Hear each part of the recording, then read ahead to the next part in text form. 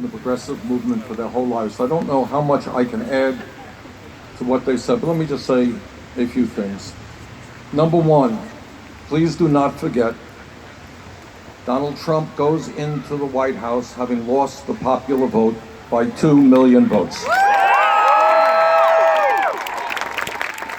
Number two, on every important issue facing the American people, whether it is raising the minimum wage to a living wage, whether it is pay equity for women, whether it is rebuilding our crumbling infrastructure and creating millions of good-paying jobs, whether it is making public colleges and universities tuition free, whether it is demanding that billionaires like Donald Trump and his friends start paying their fair share of taxes, whether it is transforming our energy system away from fossil fuel to energy efficiency and sustainable energy, whether it is joining the rest of the industrialized world and guaranteeing health care to every man, woman, and child as a right, whether it is guaranteeing 12 weeks of paid family and medical leave, on all of those issues, the American people are behind us. And here is an issue, as you all know, where we at the grassroots have already succeeded. We have taken on corporate America. We have taken on the National Association of Manufacturers. We have taken on the pharmaceutical industry. We have defeated the Trans-Pacific Partnership. Those are no small things. But now, obviously, we have our work cut out for us. So let me just say a few things about where I perceive we are today. Donald Trump won the election for a number of reasons. But one of the reasons that he won is, in my view, a failure of the Democratic Party that must be rectified.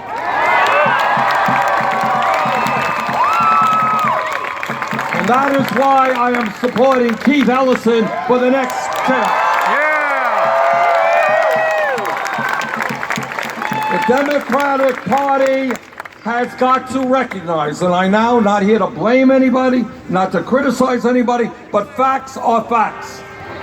When you lose the White House to the least popular candidate in the history of America, when you lose the Senate, when you lose the House, and when 2/3 of governors in this country are Republicans, it is time for a new direction for the Democratic Party.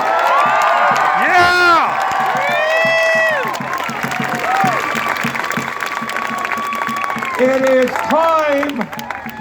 No, that's not Bernie. No. It really is not. No, I mean this very sincerely. I appreciate your love, and it is mutual.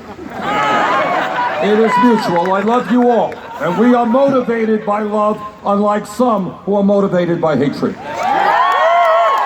But brothers and sisters, if there's any message I have today, it is not Bernie. It is all of us together. Point number one, if we are going to go forward successfully, the Democratic Party has got to recognize some very important realities that Donald Trump, in fact, did recognize. And that is, yes, we are better off today economically than we were 8 years ago. We made a lot of progress in a lot of areas. But, there are millions of people today, working class people, middle class people, low income people, who are living in despair. And we have got to recognize that reality. I want you to think for a moment. Think about a woman in New York City earning fairly good income, $50,000 a year. She's paying $15,000 for child care. She can't afford it. Talk about the worker in Vermont who's not working one job. He's working 2 or 3 jobs to cobble together the income he needs in order to take care of his family. Think about the person who went into debt to go to college, has a degree, and is now making $12 an hour, $60,000 in debt. Think about half of the older workers in America, 55, 60, 65 years of age, who are going into retirement, who have zero money in the bank as they head into retirement. Talk about the millions of workers who are trying to get by a 9, 10, 11 bucks an hour. Talk about the senior citizens and the disabled veterans who are trying to get by at $11,000 or $12,000 a year. Talk about the elderly people who are cutting their pills in half because they cannot afford the outrageous prices that the pharmaceutical industry is charging us. Talk about and think about millions of people who are living in despair, who are turning to alcohol, drugs, and suicide as a solution to where they are today. There is a lot of pain in America. Capitol Hill doesn't understand it. We do. And we are going to reach out to those brothers and sisters and work with them to transform this country.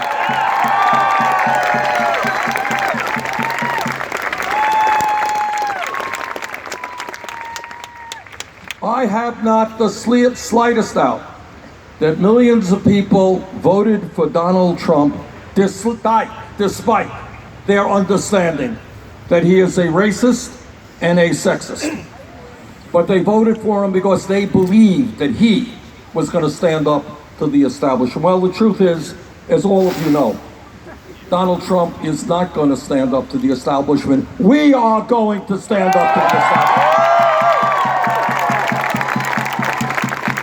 We are going to take on Wall Street and their greed and their illegal behavior. Thank you, Occupy Wall Street. We are going to take on the insurance companies and the drug companies and fight for a Medicare for all single-payer program. We are going to take on corporate America and fight for trade policies that work for working people in this country, not just the CEOs of large corporations.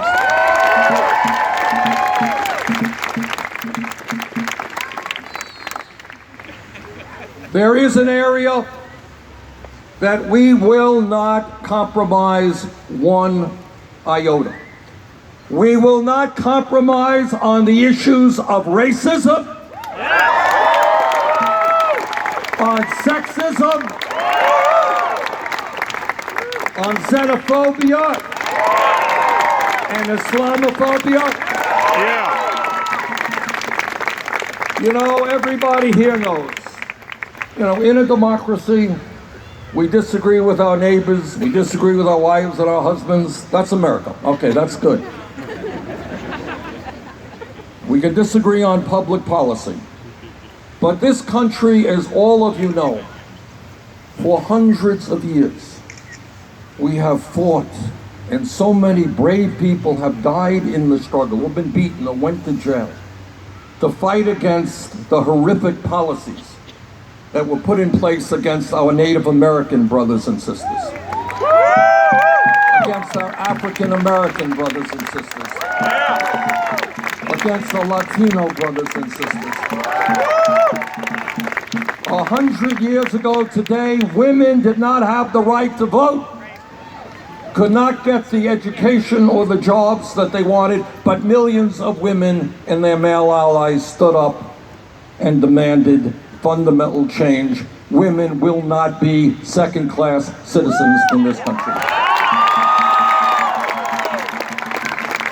And we all know the struggle that the LGBT community struggled for to make certain that all people in this country have the right to marry whomever they want, regardless of gender. We have struggled to move forward and have made real success in making this country a less discriminatory society. We all know Too much racism and sexism exists, but we should be proud of the progress we have made. Donald Trump, we are not going back.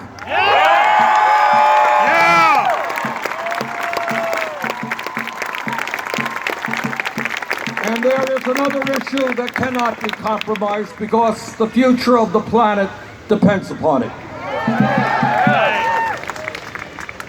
Donald Trump thinks that climate change is a hoax. Donald Trump is dangerously wrong on that vitally important issue. Donald Trump has got to start listening to the scientific community and not just the fossil fuel industry. Brothers and sisters, there is a lot of anguish across the land and a lot of pain and a lot of fear. But as previous speakers have told you, and what I believe, if you look at history, the lesson that you learn is that when ordinary people stand up by the millions, when they don't let demagogues divide us up by race or by our sexual orientation, or whether we're men or women, whether we're born in this country or come from abroad, when we stand together and keep our eyes on the prize, when we focus on economic justice, when we focus on social justice, racial justice, environmental justice, when we stand together, Donald Trump and nobody is going to stop us. Let's go forward together. Thank you.